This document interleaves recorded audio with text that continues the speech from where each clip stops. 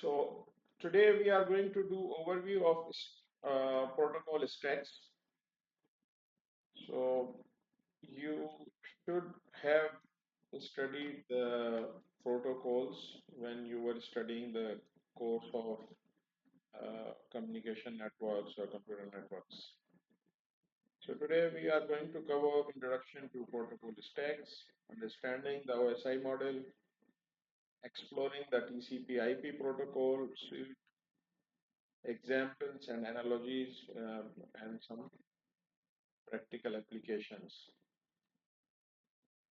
So first of all, we start with the definition. So what is the definition of protocol stack? So protocol stack is a collection of protocols layered together to facilitate communication between the devices or program in a network. What is the importance? Importance is to provide a structured approach to network communication, enabling interoperability and modular design. So these are very crucial and very important keywords. First of all, structured, right? Then we have word interoperability and then modular design. So when we say structured, so structured means there is a lot of the things very complex structure of computer networks. So how this network works? So to provide a structured approach, this protocol stacks are created. Then interoperability. A lot of devices, network devices, they have different protocols. So if we don't have some standards, so they cannot interact each other. And it was a problem in the start of the networks. Different vendors, they had their own protocols, and these protocols will not communicate or not interoperable in between the other protocols. So that caused a problem or deadlock. Some sort of devices you bring from some other country, you try to use in different country, those did not work because they did not follow the same standard. And modular design means there are some modules, some, you can divide in some chunks to the network and to the designing.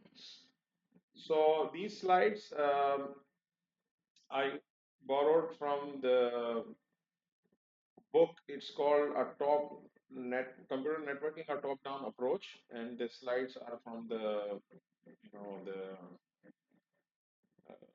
book slides as well. So here we are going to understand that as we know that we discussed in the previous class as well that we have host, router, links of various media. Links means how the internet is connected. Then a lot of applications we are running on this, and then protocols, hardware and software. So how is there any hope to organize and structure the network? So how we going to do this? So for this purpose, we start with a human analogy. Human analogy is, you know, if someone asks you how to explain, uh, air travel system, which is a complex system, right? So suppose you have to describe someone and how the ticketing agent issues the ticket, then baggage checker, then gate personnel, pilots, aeroplanes, air traffic control, and worldwide system for routing airplanes. So one way is you just start telling a story, series of actions, right? So when you fly on an airline, you purchase ticket, check your baggage, go to the gate, then eventually get loaded onto the plane. The plane takes off and is routed to its destination. After the plane lands, you deplane it at the gate and claim your baggage. If the trip was bad, you complain about the flight to the ticket agent. So this is the diagram in front of you explaining all these things, right? So starting from ticket purchase, baggage, gate load, runway takeoff, airplane, this complex routing, and then it is going like this way, right?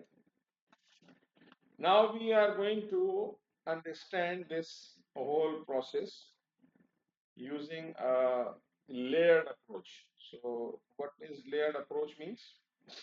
Like suppose now we are using a horizontal layering of airplane functionality.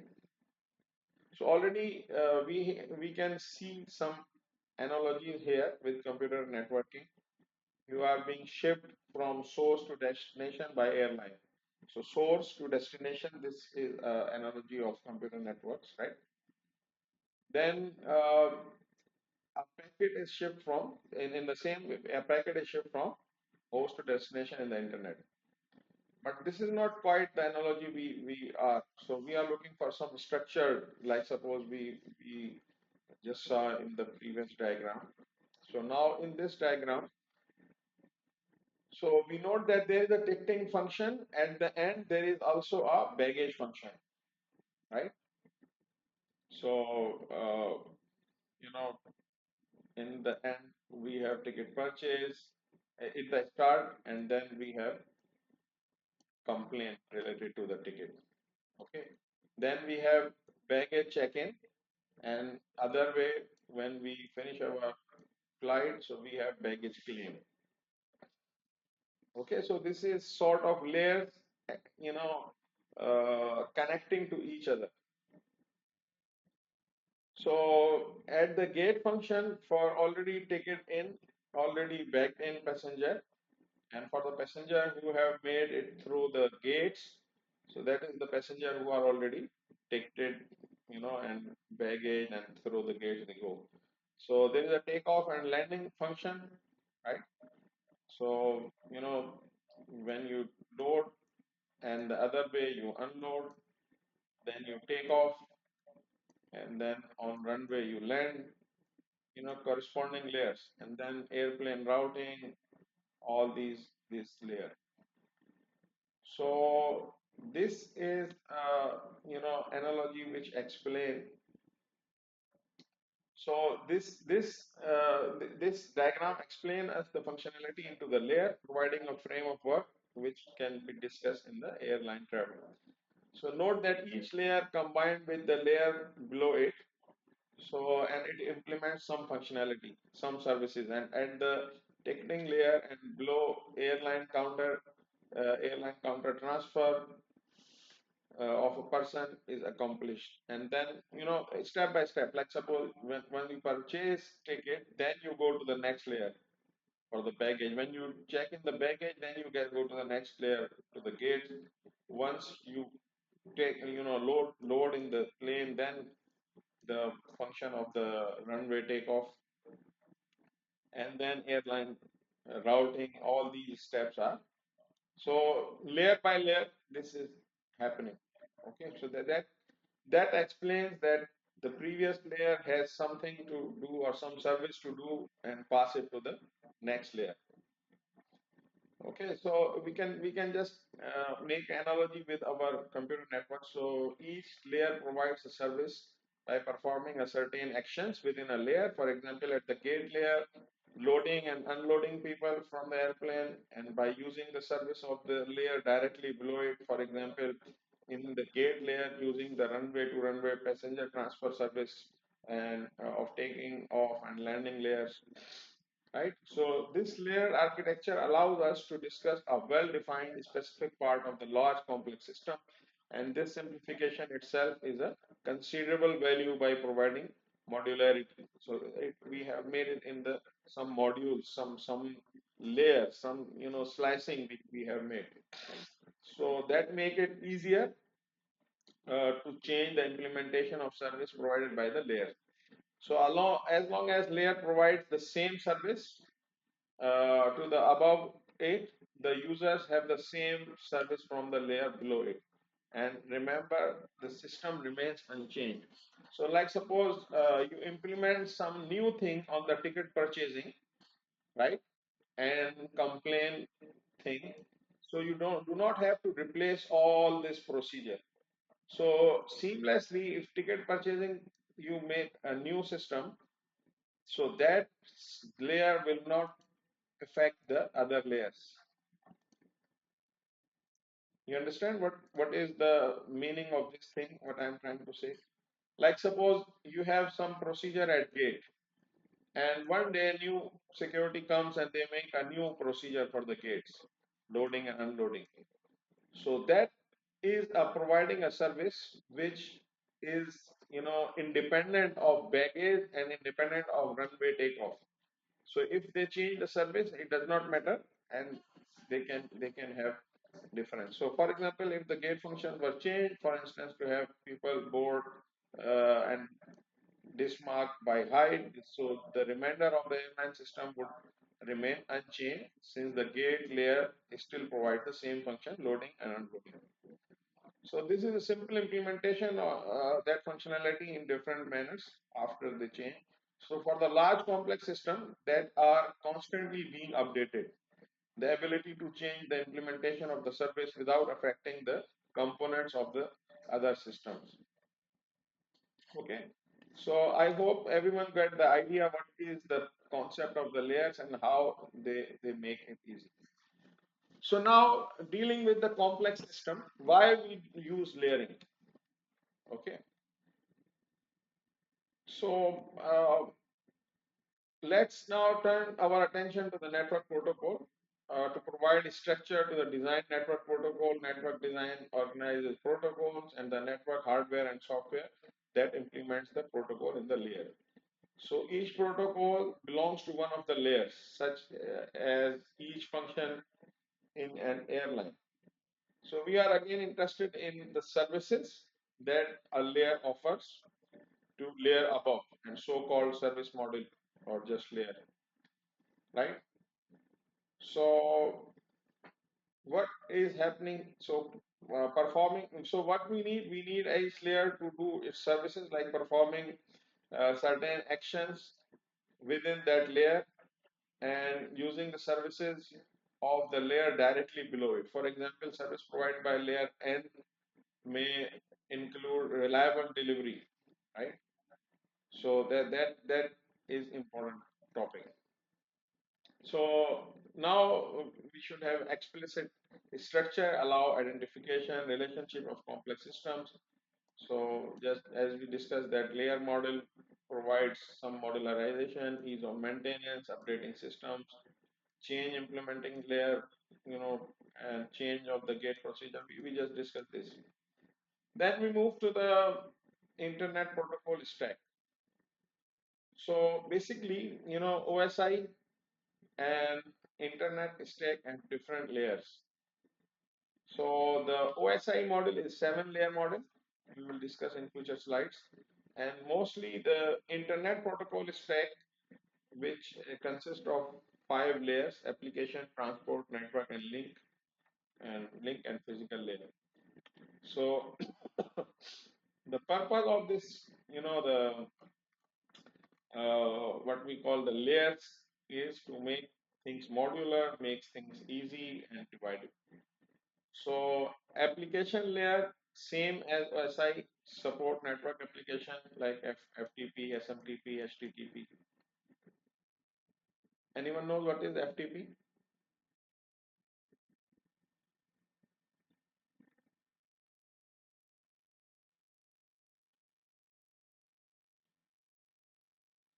File transfer protocol. Okay, and what about SMTP?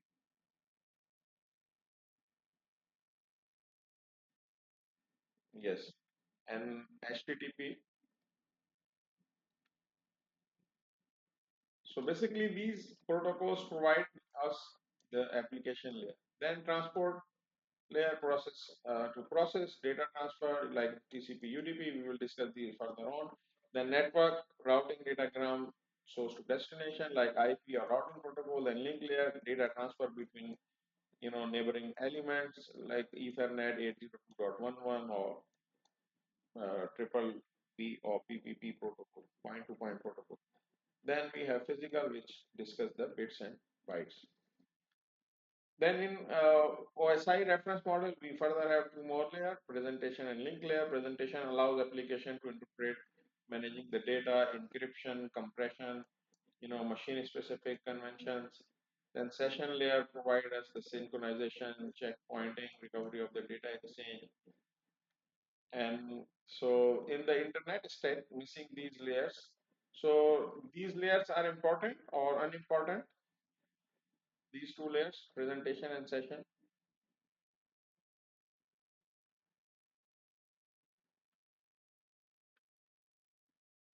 These two layers are unimportant. That's why they don't put in the network, the internet stack.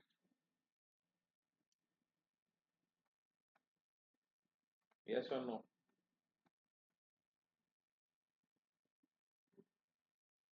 Basically, these layers are important, but it all depends on the use case. So if the application need it, so you must implement in the application layer. Okay. So there is another example of layering, just to make it interesting. I'm sure that those who are fasting will not like this example, because just start of the day, a lot of food they might have in the sahur. Okay, so this is just a resemblance of, like, suppose top bread explaining application layer. This is a fluffy bread top representing the application layer. If you interact with the network, like using a web browser or sending email, so that is our application layer. Then let us presenting a layer underneath, and that is basically presentation. It takes care of formatting the data like text or image for application and understand. Then cheese layer is a session layer, just to make some resemblance with the layering. So you can see all these layers, right?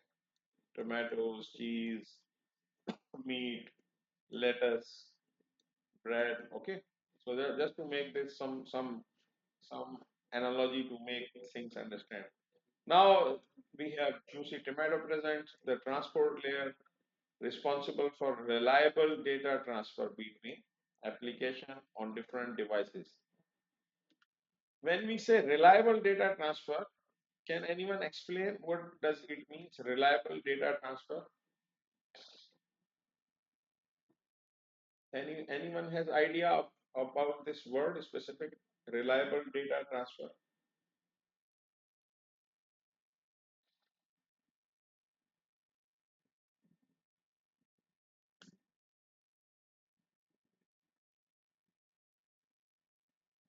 Mhm. So does it mean that this network does not have any packet lost? No, it is not like that.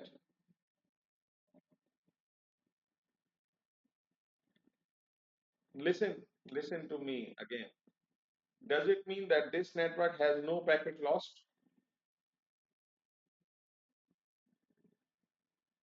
Yes or no? You turn off your mic.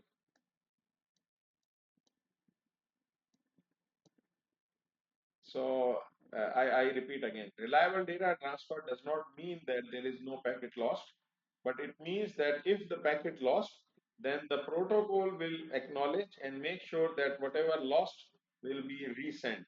Okay.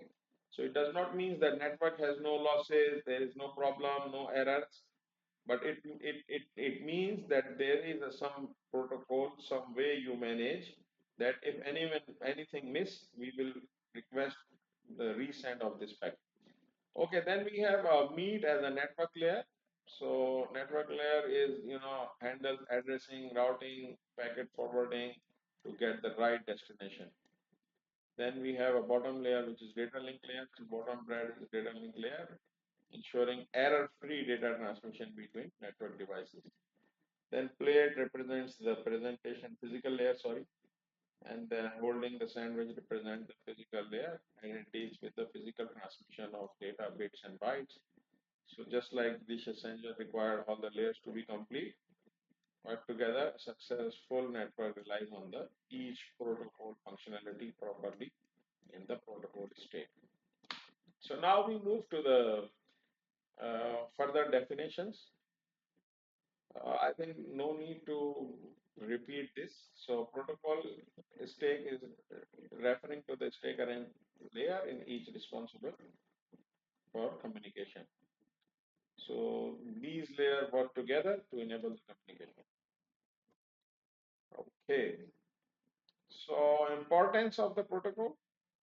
I think we have discussed this in start a little bit. Structured approach, right? We just discussed the how structure. Then interoperability and modular design of the network system, simplify complex tasks, breaking them into the manageable layers. Like suppose if we talk about the 5 layers model or 7 layer model, so what is the purpose? So, such a complex system, we make it in small chunks. So whatever is responsible for doing that job, he just do this job. No need to do the other jobs. Okay. So that makes things simplified. Ensure consistent communication and standardization protocol and interfaces. So how it achieved because of these protocols, so it becomes easy. Then we come to the significance. So layering in a protocol stack helps in organizing and managing network communication effectively, right? And it allows for modular design, making it easier to replace the component. So if you have some problem in some of the layers, you can replace or you can bring a new, the version, new hardware, but it does not make things complex. Like suppose I just give you a simple example. If you have been, watching the revolution or evolution of Wi-Fi, so you might have noticed that your Wi-Fi have different versions. So in the start, Wi-Fi 802.11 has some different protocol, and new Wi-Fi appeared. So now most of the houses they have still have two Wi-Fi connections. So when they provide you internet, you might have seen that you have one 5G, another one is just simple Wi-Fi. So both are available there because some of the devices do not support the new version of the Wi-Fi. So that's how they keep changing the layers and facilitate interoperability. So it does not matter what protocol of Wi-Fi is using there, other part of the network just keep working. So that was the introduction of the protocol stack. So protocol stacks are essential for organization and standardization the network communication. They provide structure approach, analogies. We just discussed the sandwich example. We just discussed the air travel example. Then conclusion is understanding protocol stack is fundamental for network programming and further exploring the hands-on practice. Okay, so now we are going to discuss a little bit detail about the OSI model. So overview of the OSI Open System Interconnection Model.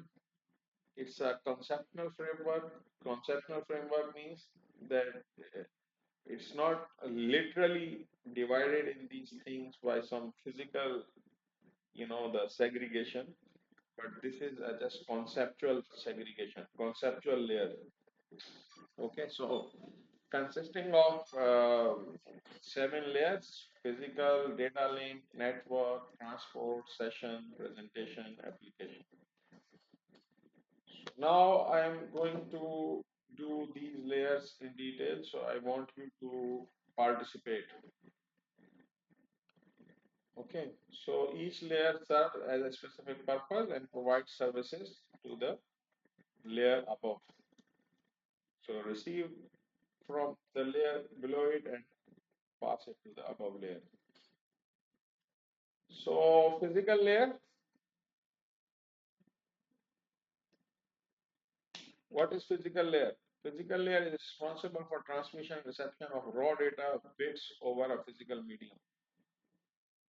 Okay, so can someone give example of physical layers? You can give some example, please.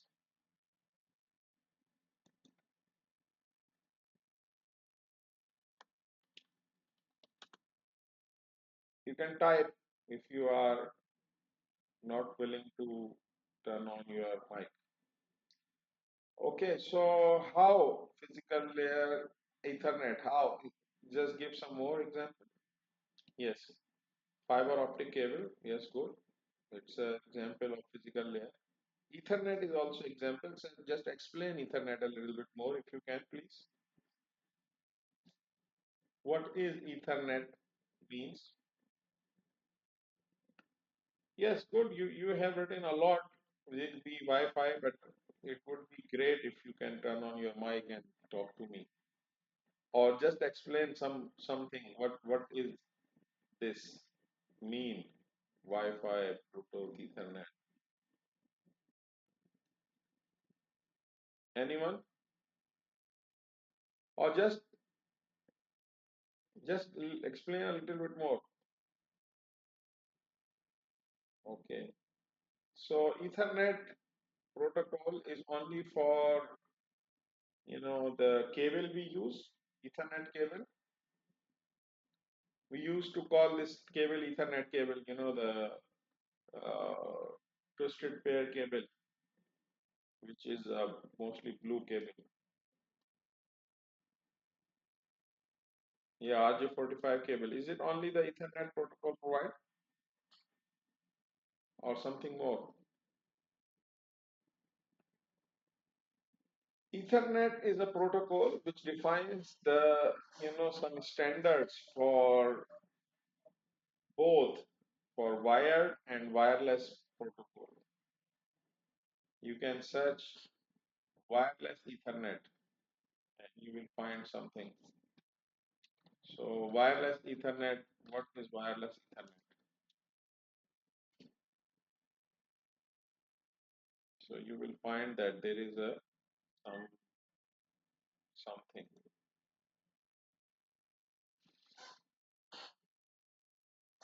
So basically, Wi-Fi is a wireless Ethernet protocol. 802.11 is a part of Ethernet protocol as well. So what is exactly Ethernet protocol? Ethernet protocol also provide fiber. So nowadays, the modern switches they are providing fiber-based LAN. So this is also the part of Ethernet. So basically, the physical layer means how bits and bytes travel, how they, you know, communicate between the device. So if you want to read further, you can just go to the Wikipedia, you just search the Ethernet and you will find a lot of things on this. So then you will find that there are many protocols relevant to the Ethernet and there is evolution of this Ethernet protocol. Okay, so then just give I wanted to give you some little bit more like Ethernet, Wi-Fi, Bluetooth, Zigbee, many other. So there is a term I am using throughout these slides, human analogy. Human analogy is like the nerve system, nerve which transmit the signal between different parts of the body. So from our brain to all parts of body, there is a communication system which connecting the communication through nerves. This is one example. Data link layer. So what is data link layer? Can anyone explain a little bit what is the difference between data link and physical? Because physical layer also linking, right? Traveling data between the device and your host.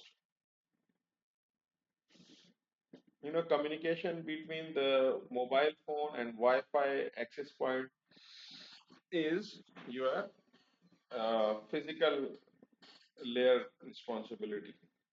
So then what is the responsibility of this protocol called data link layer protocol? So basically, this data link layer provides detection and correction as well as logical addressing of the device, right? So logical address means the Ethernet MAC address. So the previous layer only discussed with the physical media to connect. Either it's air like Wi-Fi or some, the mobile devices communicate to their tower through the air medium, or physical wire like fiber or copper. Then we have this data link like MAC address or point-to-point protocol. Any more example of data link layer? Data link layer examples.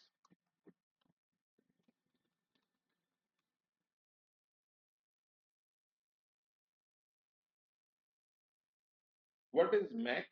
Anyone knows? MAC? MSC MAC?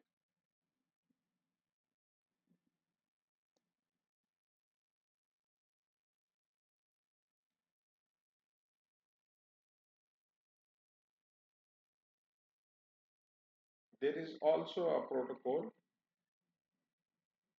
which use in data link layer. There are some more protocols like the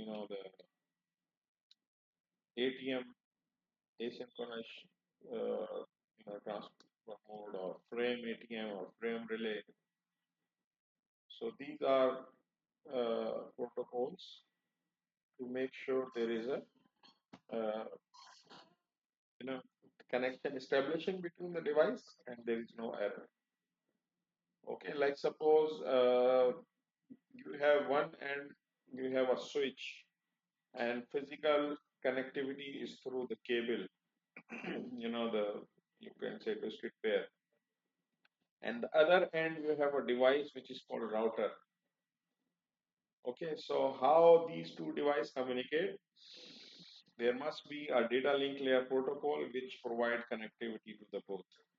Okay, so that's how they communicate. So MAC Ethernet or point to point on frame relay or ATM, all these are different examples of the layers. Then we have an human analogy for this. What is our human analogy? Postal system. So where addresses are used to identify the recipient. So like suppose you have some address or you have some postcode, and through this you use this.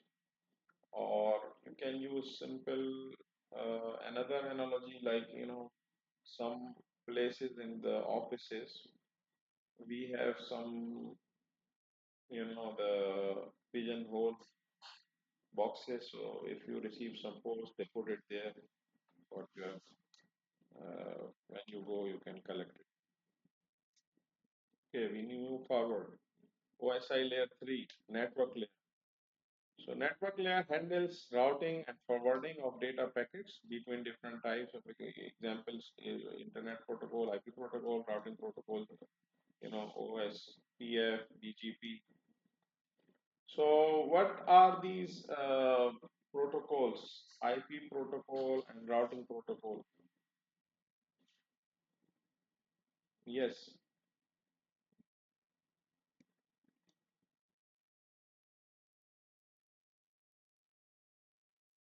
What is internet protocol?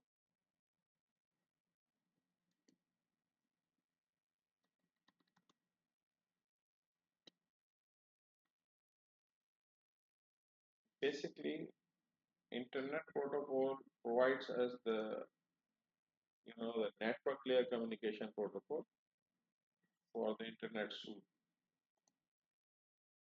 So using this protocol, we communicate between the devices, and then routing protocols are used for the routing of the network.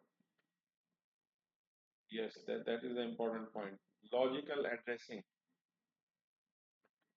because the the end-to-end devices, they should have some address so the packet can be delivered.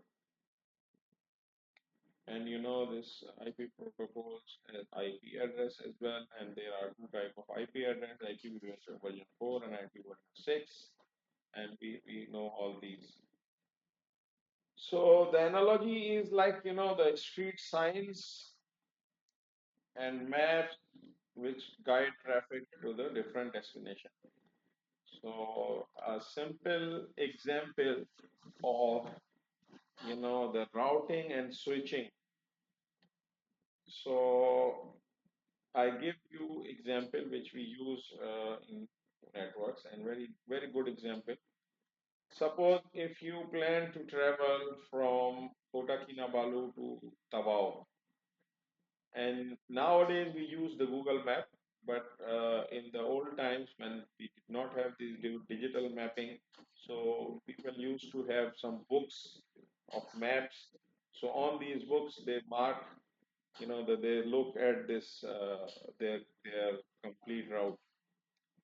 So how they will go. So like suppose there are some names of the roads, they will take these roads all the way to the Tawaf. So that is routing. So suppose you decided that you will go Tawau using this road. So you tick mark that I will take out this road to exit the Kuala Lumpur, Kota Kinabalu. Then I will take this main highway towards the you know Tawau, and then these are different roads connecting. That this is called routing. And switching is the right decision on. The simple example is a roundabout. So when you are entering a roundabout, you are coming from some of the road, and you know your map and you know what exit you have to take. So that decision of taking exit is called switching, like connecting one point to the other point. So the same analogy appears on the devices. Like suppose on the routing device, the router. So router receives one packet from some device, and it check its the header, and based on the header it decide what the output port it has to be sent. So that is called switching between this. And routing is complete plan for the traffic. Okay, so if we talk about the network devices, so like routing is to making decision what routers or what network connection this packet will take, and that's how it will get to the destination. Okay, so we move forward, and what is next layer? Transport layer. So the function of the transport layer to ensure reliable end-to-end communication, including error recovery and flow control. So this basically we have two major transport layer protocol: transmission control protocol and user datagram protocol. So I want you to participate, please. So can someone give me any example of transmission control protocol? What are the examples where TCP used? We use TCP, right? Transmission control protocol, TCP.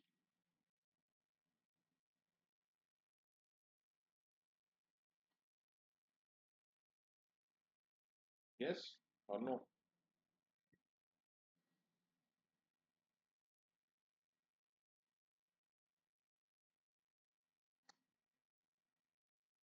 Okay.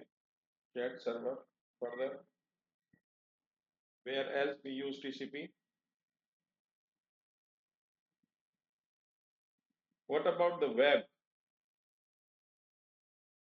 When we do browsing, is it transmission protocol, the transmission control protocol, TCP, or UDP?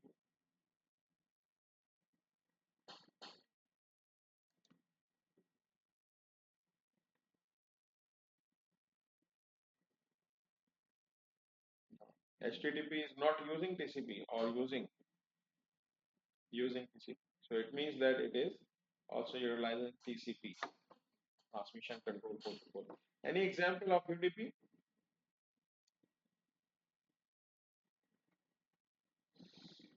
What services or what programs use the UDP, user datagram protocol?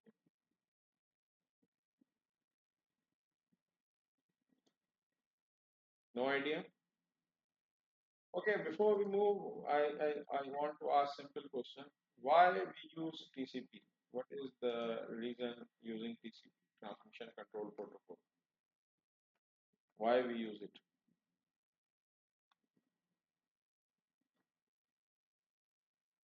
Okay, you write RDP, but I don't know what it is RDP. Just write the full form or just tell me what it is.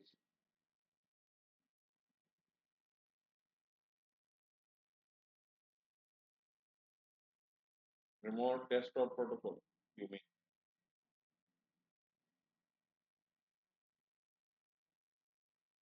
Okay, so connection oriented is much safer, means TCP is safer, right? So TCP is transmission control protocol, which makes sure that the packet is delivered, right? That is the important point of TCP. Am I right? So TCP provide reliable, ordered, error check delivery of streams of updates between the running host communication, right?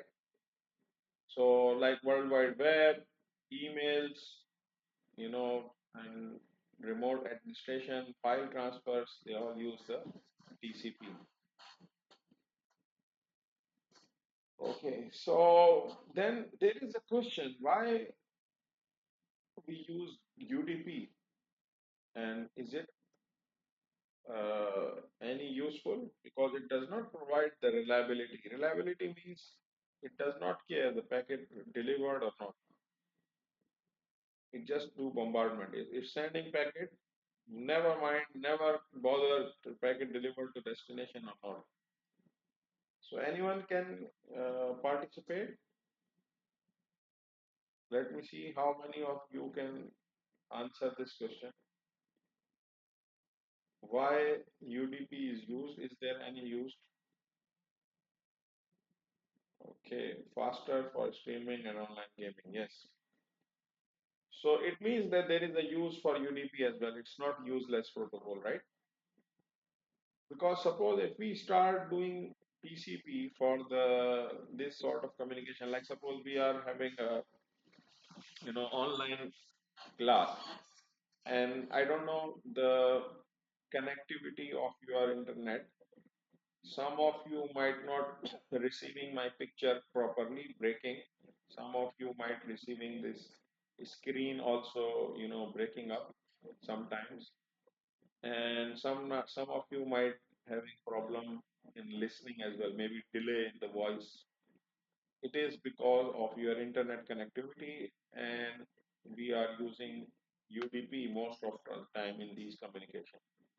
Some of the these online meeting platforms use hybrid protocols, but mostly they use UDP, user datagram protocol. So if it's a live streaming, I'm talking on the online session and some of the packets dropped, so they will never bother to recall these packets and they just do with some error. And sometimes you feel that a voice is broken, so that will not repeat. So that is why, because we are using the UDP. So we will further go in details next. So the human analogy is to delivery truck, which ensures packet are delivered safely and reliable in the example of TCP. Okay, so session layer, layer 5, function is establishes, maintains, and terminate communication session between the devices. So like remote procedures calls, RPC, session initiation protocol, Anyone knows about these two protocols? Where we use these two protocols? Session initiation protocol SIP or RPC, remote procedure call protocol? Yes, where we use these two protocols.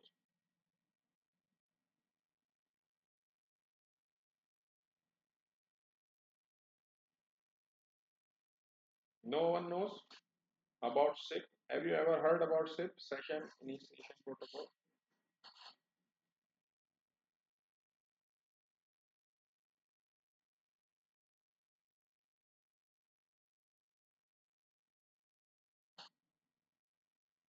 Try to Google it about RPC and SIP. Then try to write, or maybe you can turn on mic if you not don't mind.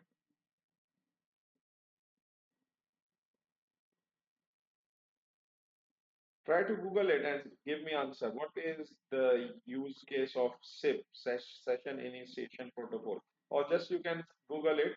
What application use session initiation protocol? Initiate. Yes, I'm waiting for your answer, your Google reply. Just turn on mic or type in the chat box. Yes, yes. Search what applications use RPC and what application use SIP or session initiation protocol or remote procedure call protocol.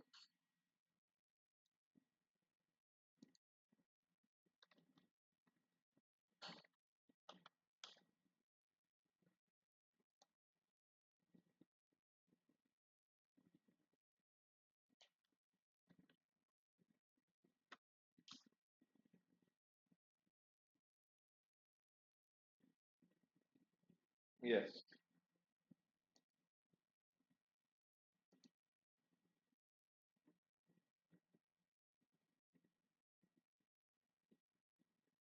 yes.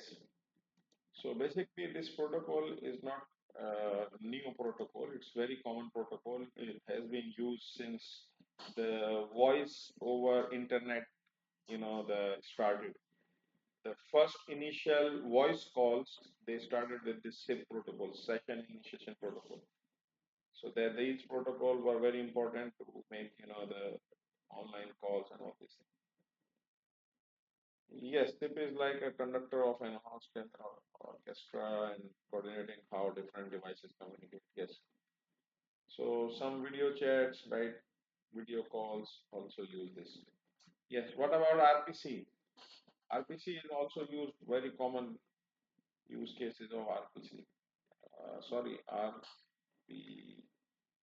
RDP, remote precision call, RPC or RDP.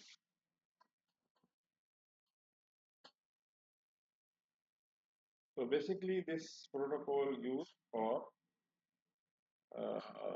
you know making a session or some remote desktop applications, like the remote Windows remote desktop.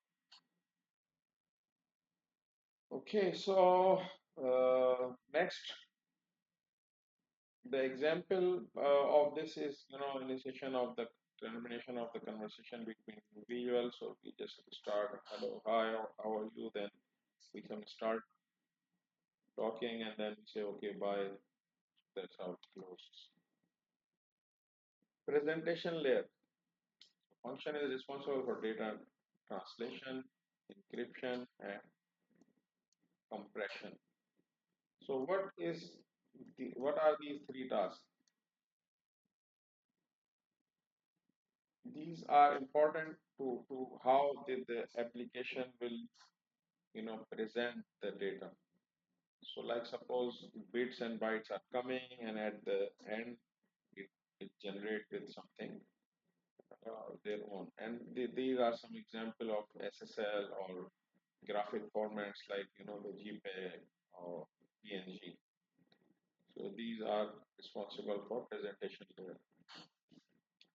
Like suppose if you want to secure your connection between two uh, devices. So this is implemented on presentation layer, and how your image will present it, so that also.